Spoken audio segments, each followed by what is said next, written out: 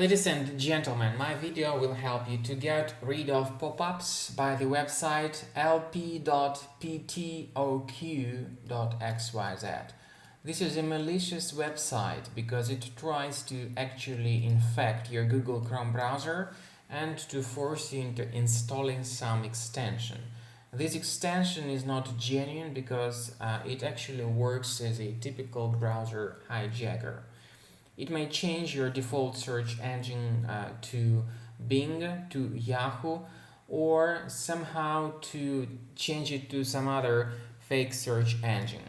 So, by the way, the occurrence of these pop-ups in your browser may be the trace of some adware.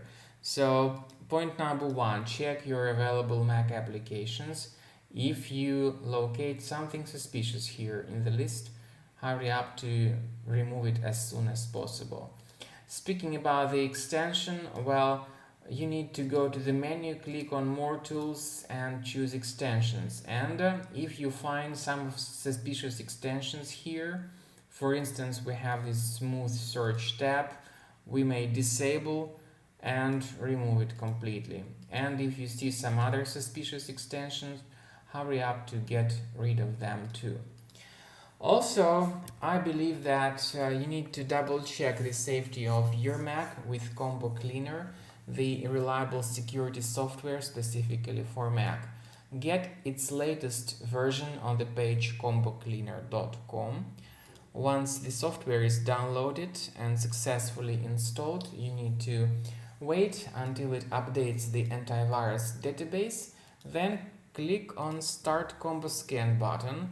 After that, the free analysis of your Mac computer will begin and you'll see the complete summary of the security of your Mac. This is the end of scanning by Combo Cleaner Antivirus. The program has performed the free research of Mac computer and at the end of scan, some threats were found.